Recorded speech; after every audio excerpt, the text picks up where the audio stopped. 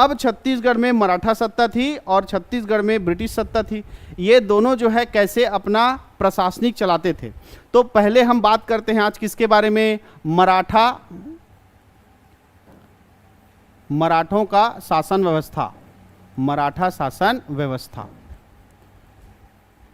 देखो, सबसे पहले मराठाओं ने जब शासन किया तो अप्रत्यक्ष रूप से किया। सबसे पहले कैसे किया, अप्रत्यक्ष रूप से किया। याद करो 1741 में जब भास्कर पंत आया था, भास्कर पंत ने रघुनाथ सिंह को क्या कर दिया, पराजित कर दिया। फिर उसी रघुनाथ सिंह को और फिर मोहन सिंह को जो है अप्रत्यक्ष रूप से अपना ही क्या बनाया, प्रतिनिधि बनाकर वहां पर शासन किया मराठाओं ने। तो पहला मराठाओं का शासन कैसे रहा, अप्रत्यक्ष शासन रहा। मराठाओं का शासन पहले कैसे रहा, अप्रत्यक्ष शासन रहा। 1741 से लेके 1757 तक बोल सकते हो, या 57 तक, क्योंकि मोहन सिंह की मृत्यु 57 में हुई थी, ठीक है। उसके बाद जो है पहला मराठा शासक बन के आया कौन, बिंबाजी भोसले, है ना। तब उन्होंने कैसा शासन किया, प्रत्यक्ष शासन किया। और प्रत्यक्ष शासन जो है 1757 से कब तक रहा, 1787 तक रहा, ठीक। अब ये प्रत्यक्ष मराठा रूप शासक था कौन, बिंबाजी भोसले। ये खुद छत्तीसगढ़ में आके सत्ता संभालता था, तो है ना, खुद आके सत्ता संभालता था। लेकिन जब वेंकोजी भोसले आया तो वेंकोजी भोसले ने क्या बना दिया, सूबेदार। और कौन सा क्या चलने लगा, सूबा शासन चलने लगा। और सूबा शासन चला कब, 1787 तक, 1787 से 1818 तक चलेगा, ठीक। उसके बाद तो फिर ब्रिटिश काल आ जाएगा, और ब्रिटिश काल के बाद फिर आएगा क्या, पुनः मराठा शासन, पुनः मराठा शासन। और जब पुनः मराठा शासन को हम देखते हैं तो उस समय जो शासक था रघुजी तृतीय।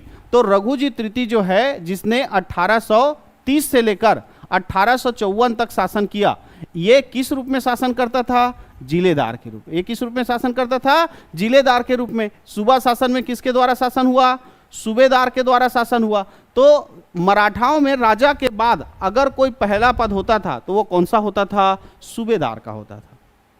मराठाओं में देखो, जब प्रत्यक्ष था, जब प्रत्यक्ष भोसला शासक था कौन, बिंबाजी भोसले, तो उस समय सबसे प्रमुख कौन होता था, राजा होता था। लेकिन वेंकोजी भोसले ने जब सूबा शासन का प्रचलन किया तो छत्तीसगढ़ में सबसे बड़ा प्रतिनिधि कौन होता था, सूबेदार होता था। तो राजा के बाद सबसे बड़ा पद मराठा काल में कौन सा था बोलेगा तो कौन सा था, सूबेदार। कौन सा था, सूबेदार, ठीक है। सूबेदार जो है सर्वोच्च उत्तराधिकारी होता था राजा के बाद, इसको सारा अधिकार था। ये फांसी की सजा देने का भी क्या होता था, अधिकारी होता था, है ना। सूबेदार इतना बड़ा पद था जिसको दीवानी, फौजदारी, दीवानी और फौजदारी समझ में आता है कि नहीं आता है। जितना भी लड़ाई झगड़ा वाला है ना, जो भाई भाई का लड़ी हो गया, जमीन वमीन वाला है नहीं, और शादी ब्याह के बाद आजकल ज़्यादा लड़ी हो रहा है, ये सब दीवानी मामले जो आपस में सिविल लोगों के बीच होता है वो। अब ऐसा केस जिसमें जो है पुलिस को इन्वॉल्व होना पड़ता है, चोरी केस, मर्डर का केस है कि नहीं है, जिसमें क्या होता है, पुलिस इन्वॉल्व होता है, आके तहकीकात करता है, उठा के लेके जाता है वो। और जैसे दो भाई के बीच विवाद हो रहा है, भाई भाई बंटवारा के बीच में, तो जाके सीधा क्या कर देता है, केस लगा देता है ना। तो ऐसे मामले जिसमें पुलिस इन्वॉल्व नहीं होता है उसको सिविल मामले कहते हैं। और जहां पुलिस इन्वॉल्व हो जाता है, जिसके इन्वॉल्व के बिना कोई काम, जैसे मर्डर हो गया तो जाके सीधा रिपोर्ट थोड़ी लगाएंगे, पहले कौन आएगा, पुलिस आएगा। चोरी हो गया तो फिर पुलिस आएगा, फिर आप क्या करोगे, केस लड़ोगे, ऐसा होता है ना। तो जिसमें सामान्य होते हैं, जो लोगों के बीच के मामले होते हैं, जो न्यायालय में चलते हैं, उसको सिविल मामले कहते हैं। और जिसमें पूरा तहकीकात होता है, पुलिस इन्वॉल्व होता है, उसको क्या कहते हैं, फौजदारी मामला कहते हैं। ऐसे सिंपल शब्दों में इसको समझ सकते हैं, क्लियर है। तो चाहे सिविल मामला हो, दीवानी मामला हो, सब मामले का अधिकार किसके पास होता था, सूबेदार के पास होता था। इतना बड़ा अधिकारी होता था राजा के बाद, या राजा का पूरा क्या बोलते हैं आपका उत्तराधिकारी कौन होता था, यही सूबेदार, है ना। वो पावर ऑफ अटर्नी दे देते हैं, नहीं तो सारा अधिकार मिल जाता है कि नहीं। तो वैसी राजा जो है छत्तीसगढ़ के क्षेत्र में पूरा पावर ऑफ अटर्नी किसको दे देता था, सूबेदार को दे देता था। इसको फांसी का या मृत्युदंड देने का भी क्या होता था, प्रावधान। यदि कोई अपराधी आया है तो राजा ही उसको क्या देगा, मृत्युदंड की सजा देगा। लेकिन छत्तीसगढ़ के मामले में सूबेदार को यह अधिकार था कि वो किसी भी अपराधी को किसका सजा दे सकता है, मृत्युदंड की सजा दे सकता है, 4 लोगों को छोड़कर। तो ये कौन से 4 लोग थे जिसको सूबेदार मृत्युदंड की सजा नहीं दे सकता था। तो मृत्युदंड की सजा दे सकता था सूबेदार, लेकिन किनको छोड़कर? ब्राह्मण को छोड़कर। गोसाई, एक था कौन? बैरागी, और एक महिला। 4 कौन कौन सा? ब्राह्मण, बैरागी, ठीक है, गोसाई, गौ की सेवा करने वाला गोसाई, और एक है कौन? महिला। इनको छोड़कर जो राजा के बाद सबसे बड़ा पद होता था मराठा काल में, वो कौन सा होता था? सूबेदार का होता था। और इस सूबेदार को सब अधिकार प्राप्त था राजा का। किस क्षेत्र में? अपने छत्तीसगढ़ क्षेत्र में दीवानी फौजदारी। यहां तक सूबेदार को मृत्युदंड देने की भी क्या था? प्रावधान था। वो मृत्युदंड की सजा भी दे सकता था, लेकिन किनको छोड़कर? ब्राह्मण को छोड़कर, बैरागी को छोड़कर, गोसाई को छोड़कर, और महिला को छोड़कर। क्लियर है? इसके बाद जो है सूबेदार सबसे बड़ा पद था। ये छत्तीसगढ़ में पूरा शासन कौन चला रहा था? सूबेदार। छत्तीसगढ़ में शासन कौन चला रहा था? सूबेदार। और छत्तीसगढ़ जो है किस में बटा हुआ था? परगनों में। किस में बटा हुआ था? 27 परगनों में बटा हुआ था। और उस परगने का जो प्रमुख होता था वो क्या कहलाता था? कमाविंसदार। क्या कहलाता था?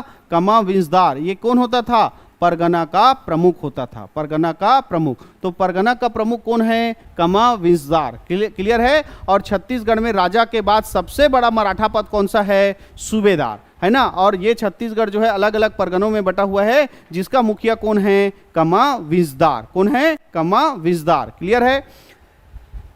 अब देखो, परगना भी बहुत बड़ा, जैसे तहसील अपना छुईकदान तहसील कितना बड़ा है, और उसका संचालन कौन करता है? तहसीलदार। कहाँ बैठकर? छुईकदान। और बकरकट्टम का होते जान रही जी, छुईकदान के तहसीलदार है नहीं? तो एक सूचना भेजने वाला होता है नहीं, तो वैसी परगना बहुत बड़ा होता था।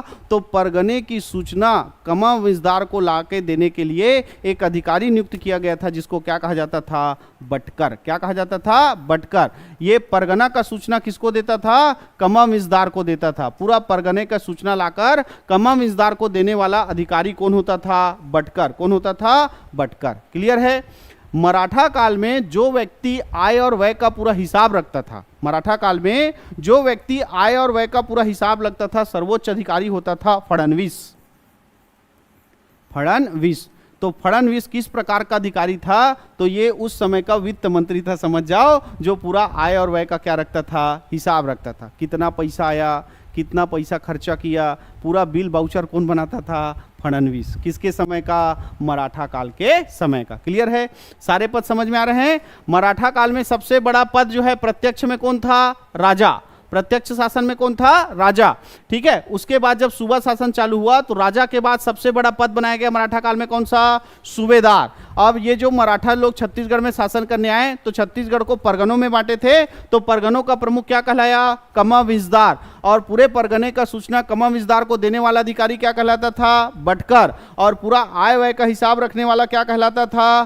फडणवीस। क्या कहलाता था? फडणवीस। क्लियर है? अब 2 अधिकारी थे जिसके नाम में लगा था पांडेय। ठीक है? एक का नाम था बरार पांडे और एक का नाम था पंडरी पांडे। बरार पांडेय और एक का नाम क्या था? पंडरी पांडे। दोनों का काम था टैक्स लगाना और टैक्स को वसूलना। दोनों का काम क्या है? कर लगाना और उसको वसूलना। लेकिन जो दोनों का कौन कौन से कर लगाते? जो बरार पांडे है वो कृषि उत्पादकता के आधार पर, कितना फसल उत्पन्न हो रहा है उसके आधार पर जो है लगान का निर्धारण करता था। कौन? बरार पांडे। एक किससे संबंधित?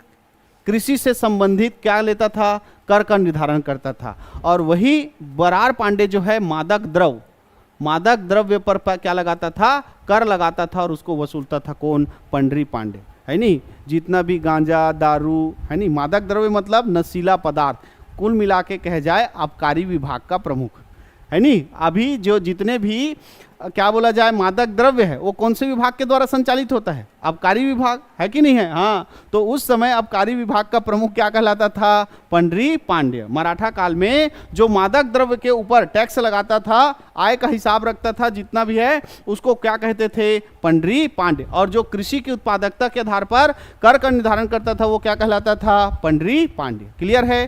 अभी भी गांव का मुखिया कलचुरी काल में क्या कहलाता था? हाँ, अभी भी मराठा काल में जो गांव का प्रमुख होता था वो क्या कहलाता था? गौटिया ही कहलाता था। गांव का प्रमुख क्या कहलाता था? गौटिया ही कहलाता था। तो कौन सा पद कलचुरी कालीन है, ऐसा पूछा जाता है तो कौन सा पद है? गौटिया का पद। ये मराठा काल में भी रहेगा और ब्रिटिश काल में भी रहेगा। बस ब्रिटिश काल में कई जगह गौटिया को माल गुजार कहा जाएगा। क्लियर है? तो गौटिया का पद जो है ये कौन से काल का है? कलचुरी काल का है। ठीक है, गांव का क्या होता था? प्रमुख होता था। और इसी गांव का प्रमुख होता था कौन? गौटिया, जो पूरा गांव का नियंत्रण करता था। लेकिन मराठा लोगों ने कहा कि गांव में लगान वसूलने के लिए, लगान के निर्धारण करने के लिए और लगान वसूलने के लिए एक नया पद होगा जिसको क्या कहा गया? पटेल। क्या कहा गया? पटेल। तो गांव में जो लगान को क्या करता था? निर्धारित करता था और उस लगान को वसूली करता था, वो गांव का अधिकारी क्या कहलाता था? पटेल कहलाता था। क्लियर है? और इन्हीं मराठा लोगों ने एक और पद का सृजन किया था जिसका नाम था कोतवाल। जो गांव में रात में पहरा देता था उस अधिकारी को क्या कहते थे? कोतवाल। वो कर्मचारी क्या कहलाता था? कोतवाल कहलाता था, जो रात में गांव में क्या देता था? पहरा देता था। और देखो, गांव का प्रमुख होता है कौन? गौटिया। तो गौटिया के नियंत्रण में एक और व्यक्ति की नियुक्ति की गई जिसका नाम क्या था? चौहान, जो गांव की रक्षा करता था। क्लियर है? तो ये चार पद जो है गांव में काम करते थे। गांव का प्रमुख कौन होता था? गौटिया। गांव में लगान लगाने के लिए और उसको वसूलने के लिए किस पद का सृजन किया गया था मराठा काल में? पटेल। ठीक है। और रात में पहरा देने के लिए गांव में किस पद को बनाया गया था? कोतवाल। और गौटिया के नियंत्रण में गांव के संरक्षण के लिए एक और पद रिक्त किया गया था जिसका नाम क्या था? चौहान। इन कर्मचारियों के माध्यम से ही इन जो मंत्री संतरी थे, इन्हीं के माध्यम से पूरा छत्तीसगढ़ में क्या चलता था? मराठा शासन चलता था, जिसका प्रमुख होता था राजा। लेकिन राजा जब प्रत्यक्ष था तब, और उसके बाद छत्तीसगढ़ में जब सूबा शासन आया तो मराठाओं का सबसे बड़ा पद कौन सा था? सूबेदार, जिसको राजा के सारे अधिकार प्राप्त थे। यहां तक मृत्युदंड देने का भी अधिकार प्राप्त था, केवल 4 लोगों को छोड़कर। कौन कौन से 4 लोग? ब्राह्मण, बैरागी, गोसाई और महिला। क्लियर है ना? और उसके बाद बाकी पद हमने देखा कि कमाविजदार जो है वो परगने का प्रमुख होता था। बटकर जो है वो सारा सूचना परगने के लाकर किसको देता था? कमाविजदार को देता था। उसके बाद जो है फडणवीस से पूरा आय व्यय का क्या रखता था? हिसाब रखता था। आय व्यय का हिसाब रखने वाला अधिकारी कौन कहलाता था? फडणवीस कहलाता था। उसके बाद है एक कौन सा? बरार पांडे, जो कृषि उत्पादकता पर कर का निर्धारण करता था और उसको वसूलता था। और जो पंडरी पांडे है, ये मादक द्रव्यों पर जो है कर का निर्धारण करता था और उसको वसूलता था। गौटिया जो है गांव का प्रमुख होता था। पटेल जो है गांव में कर का निर्धारण करता था और उसको वसूलता था। जो कोतवाल है वो गांव में रात में रक्षा करने का काम करता था। और चौहान जो है किसके नियंत्रण में रहता था? गौटिया के नियंत्रण में रखता था, जो रक्षा का, गांव के रक्षा का काम करता था। क्लियर है?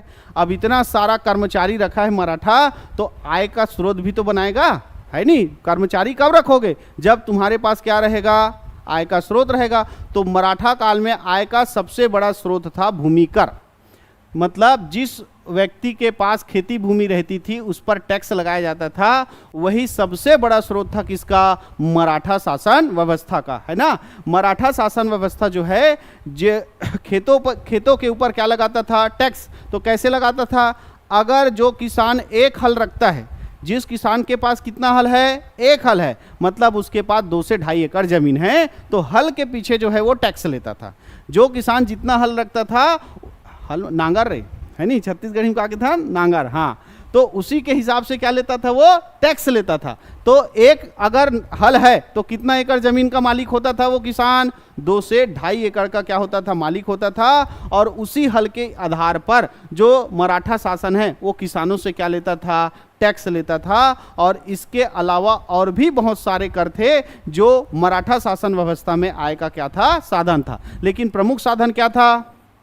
भूमिकर। किस आधार पर लिया जाता था? हल के आधार पर लिया जाता था। और एक हल में कितना एकड़ जमीन माना जाता था? 2 से 2.5 एकड़ का जमीन माना जाता था। क्लियर है? इसके अलावा देखो, जितने भी मराठाओं के अधीन जमींदारी थे तो जमींदार लोग टैक्स देते थे कि नहीं देते थे? देते थे, जिसको क्या कहा जाता था? टकोली। जिसको क्या कहा जाता था? टकोली। तो टकोली किस प्रकार का कर है? तो जमींदार राजा को देता था, उस कर को क्या बोलते थे? टकोली। क्या कहते थे? टकोली। क्लियर है? मराठा शासन से कुछ क्षेत्र दूसरे से क्षेत्र में जाता था बिकने के लिए। जैसे हमारा इंडिया का कुछ सामान दूसरे देशों में जाता है और दूसरे देश का सामान हमारे यहाँ आता है। जितना मोबाइल पकड़े हो सब चाइना का है नहीं? सबके पास क्या मोबाइल होगा? वीवो का है, ओप्पो का है कि नहीं है? और क्या है? रियलमी का है, रेडमी का है कि नहीं है? इन चारों कंपनी का एक ही मालिक है। 4 ठो कंपनी बनाए हैं, 4 ठो सीईओ बनाए हैं, और वो मालिक कहाँ का है? चाइना का। और चाइना माल का विरोध करते हो, सबसे पहले अपने मोबाइल को आगे में डालना, ठीक है? तो वैसे ही कोई सामान जो है दूसरे देश में जाता था, दूसरे देश का सामान हमारे देश में आता है। उसी तरह मराठा सत्ता क्षेत्र का, मराठा साम्राज्य का सामान दूसरे में जाता था और दूसरे क्षेत्र का मराठा क्षेत्र में आता था, तो टैक्स लगता था, जिसको बोलते हैं आयात निर्यात कर अभी। और उस समय यही कहलाता था सायर कर। यही कहलाता था सायर कर। तो आयात निर्यात कर को मराठा काल में क्या कहा जाता था? सायर कर। क्लियर है? जितना भी मादक पदार्थ है जिस पर टैक्स कौन लगाता था? पंडरी पांड्य। कौन लगाता था? पंडरी पांड्य लगाता था। तो उन अबकारी करों को उस समय कहा जाता था कलाली कर। कलाली कर। कोई दारू बेच रहा है, कोई गांजा उंगा रहा है, कोई भांग बेच रहा है, ये सब मादक पदार्थ उस समय बेचा जाता था, है ना, मार्केट में, जिस पर टैक्स लगता था उसको क्या बोलते थे? कलाली कर। क्या बोलते थे? कलाली कर। ठीक है? किसान लोग जो है कौन सा कर देते थे? भूमि कर। अब किसान नहीं है ना, गैर कृषक लोगों से अगर कोई टैक्स लिया जाता था उसको क्या बोलते थे? पंडरी कर। गैर कृषक से अगर टैक्स लिया जाता है वो क्या कहलाता है? पंडरी। मान लो कोई बनिया है, कुछ काम कर रहा है, किराना दुकान वाला है, सामान बेच रहा है, तो उससे भी तो टैक्स लेगा राजा, तो वो टैक्स क्या कहलाता था? पंडरी कर। वो किसान नहीं है, कुछ और बिजनेस कर रहा है और ना सामान कहीं बाहर ले जा रहा है। अगर सामान बाहर ले जाके बिजनेस करता तो वो कौन सा कर देता? सायर कर। लेकिन वही उत्पादन करके वही दुकान लगा के बेच रहा है और तो वो कौन सा कर देगा? पंडरी कर देगा। क्लियर है? इसके बाद अगर किसी व्यक्ति से किसी भी प्रकार का दंड राशि लिया जाता है, या राजा जो है इन सबको छोड़कर कोई अन्य प्रकार का टैक्स लेता है, तो वो क्या कहलाता है? सेवई कर कहलाता है। वो क्या कहलाता है? सेवई कर कहलाता है। क्लियर है? तो इतना सारा जो है कर राजा जो है अपने मराठा काल में लेता था, जिससे उसका शासन व्यवस्था चलता था। क्लियर है? हमने देखा कि शुरुआत में जो है कौड़ी चल रहा था कलचुरी काल में, है ना। मराठा जब अप्रत्यक्ष शासन करने आए, मराठा लोग जब अप्रत्यक्ष शासन किए तो रघुनाथ सिंह और मोहन सिंह को बनाए, लेकिन वो कौन से थे? कलचुरी राजा थे। तो कलचुरी समय में क्या चल रहा था? कौड़ी। तो इनके समय भी कुछ समय तक कौड़ी चला।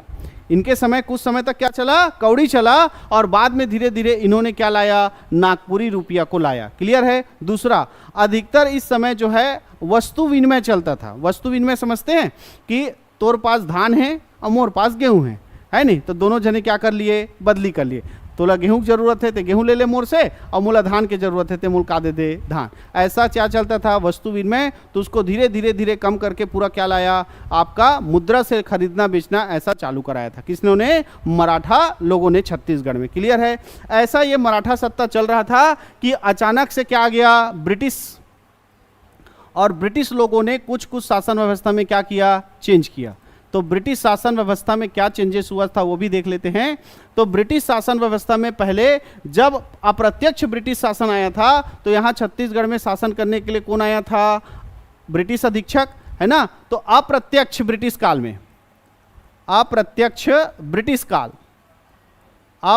ब्रिटिश काल में छत्तीसगढ़ में सबसे प्रमुख अधिकारी कौन होता था? ब्रिटिश अधीक्षक होता था। कौन होता था? ब्रिटिश अधीक्षक होता था। और जब प्रत्यक्ष रूप में शासन करने लगे, प्रत्यक्ष शासन आया, तो पहले बना था कौन? Deputy commissioner. पहले कौन आया था? Deputy commissioner. बाद में डिप्टी कमिश्नर से बड़ा अधिकारी छत्तीसगढ़ में कौन बनाया गया? कमिश्नर। ऐसे जो है प्रत्यक्ष शासन काल में धीरे धीरे जो है छत्तीसगढ़ जब संभाग बना तो कमिश्नर बन के आया। ऐसे और भी पद जब आएंगे प्रत्यक्ष ब्रिटिश काल में, तो जैसे भारत में नया नया कानून आएगा उसके हिसाब से यहाँ पर जो शासन व्यवस्था है चेंज होते जाएगा। लेकिन अप्रत्यक्ष ब्रिटिश काल में हम देखते हैं कि ब्रिटिश काल का सबसे बड़ा पद कौन था? यही ब्रिटिश अधीक्षक। कौन था? ब्रिटिश अधीक्षक। अब ये जब लोग आए तो पहले क्या चलाए थे? परगना। याद करो, यही ब्रिटिश अधीक्षक कौन आया था? कैप्टन एगेन्यू, जिसने 27 परगनों को कितने में बदल दिया था? है ना, किस में बदल दिया था? 9 परगने में बदल दिया था। तो परगने का प्रमुख कौन कहलाएगा? कमामिसदार। लेकिन जब चार्ल्स सी इलियट आया तो उसने नया प्रथा चलाया था। कौन सा प्रथा? तहसील प्रथा, और इस तहसील का प्रमुख अधिकारी बनाया गया किसको? तहसीलदार को। अब इस तहसील के अंतर्गत रखा गया था किसको? परगने को।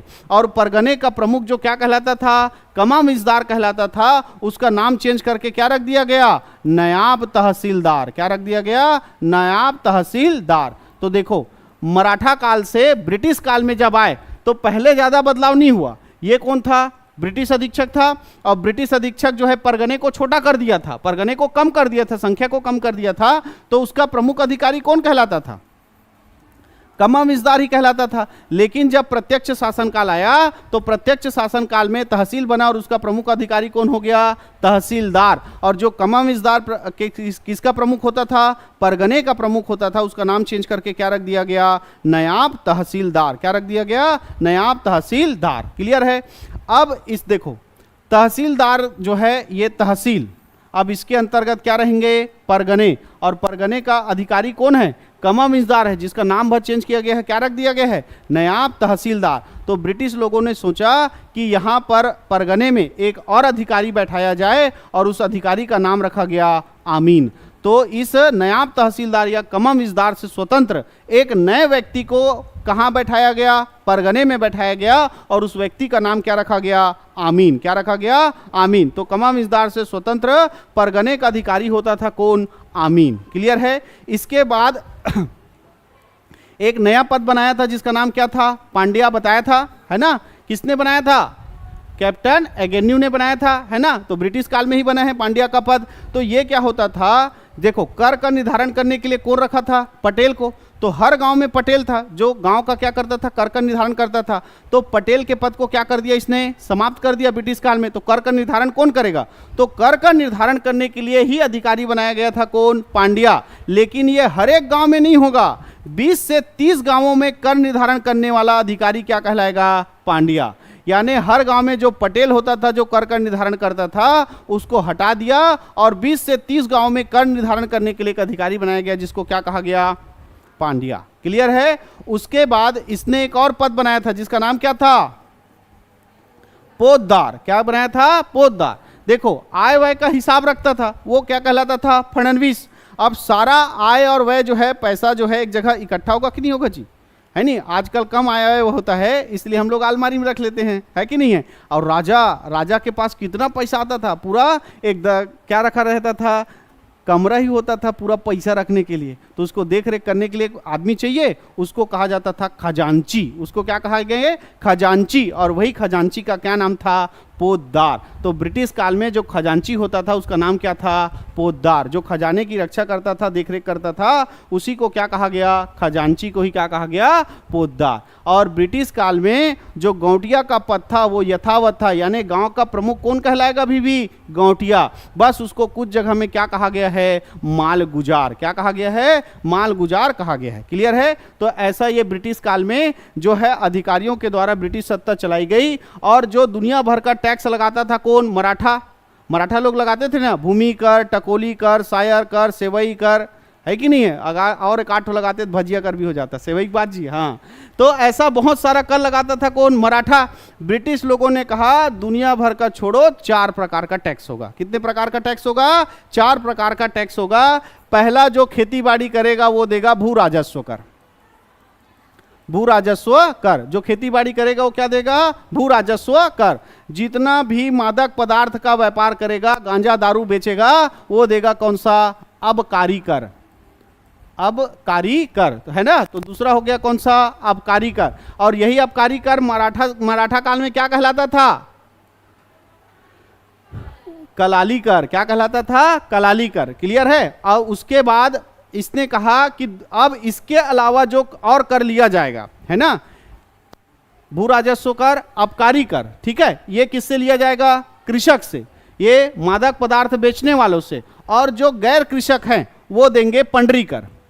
वो देंगे कौन सा कर? पंडरी कर। क्लियर है? और इसके बाद जमींदार दे रहा है, कोई व्यक्ति किसी का दंड दे रहा है और कुछ दे रहा है, जिसको चुंगी कर कहा गया, और वही कहलाया क्या? सायर कर। आयात निर्यात चुंगी जितना भी अन्य कर था वो सबको समेट दिया किसमें? सायर कर या चुंगी कर में। ऐसा केवल कितने प्रकार का टैक्स लिया जाता था ब्रिटिश काल में? 4 प्रकार का टैक्स लिया जाता था। भू राजस्व कर था, एक कौन सा आबकारी कर था, एक सायर कर या चुंगी कर, और एक कौन सा था पंडरी कर या पंडरी कर। क्लियर है? और जो राजस्व व्यवस्था है, ये जो कर व्यवस्था है, ऐसा है कि हर वर्ष बदल दिया जाएगा, ऐसा नहीं था, 3 वर्ष के लिए बनाया जाता था। ब्रिटिश काल में जो भी राजस्व व्यवस्था था वो कितने वर्ष के लिए बनाया जाता था? 3 वर्ष के लिए बनाया जाता था। और इसके लिए नियम कानून बनाया गया था। जो राजस्व व्यवस्था था उसके लिए नियमावली बनाई गई थी ब्रिटिश काल में, और उस नियमावली को कहा गया था दस्तूर उत अलम। दस्तूर उत अमल, दस्तूर उत अमल कहा गया था। क्लियर है? जो नियम कानून नियमावली बना था। अच्छा, और जो भी टैक्स लेना था, राजा के ज़माने में क्या होता था, मराठा काल में, तुम्हारे पास धान है, जा टैक्स धान दे के आ जा। तुम्हारे पास गेहूं है, गेहूं दे के आ। तुम्हारे पास हीरा मोती है, हीरा मोती, ऐसा कुछ भी टैक्स ले लिया जाता था। किसके ज़माने में? राजा, मराठा राजा के समय में। ठीक। लेकिन ब्रिटिश काल आया तो ब्रिटिश काल ने कहा ना फोन पे चलेगा, ना यूपीआई चलेगा, तुमको टैक्स देना पड़ेगा किसमें? नगद में। है नहीं, हमारे पास क्यूआर कार्ड नहीं है, क्या पर पे करो? नगद। ऐसा करके नगद टैक्स लेता था कौन? ब्रिटिश सरकार। क्लियर है?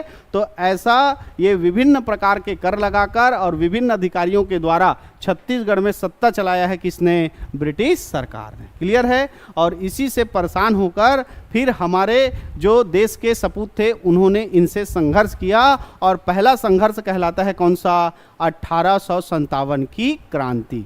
और इस 1857 की क्रांति के समय छत्तीसगढ़ में भी कुछ ऐसी घटनाएं हुई है जिसमें हमने अंग्रेजों से लोहा लिया है। छत्तीसगढ़ के भी सपूतों ने अंग्रेजों का विरोध किया है। तो कौन कौन सा विद्रोह हुआ है 1857 की क्रांति के समय? तो 1857 की क्रांति और छत्तीसगढ़ का संबंध देखेंगे कब? सोमवार को। आज के लिए इतना है।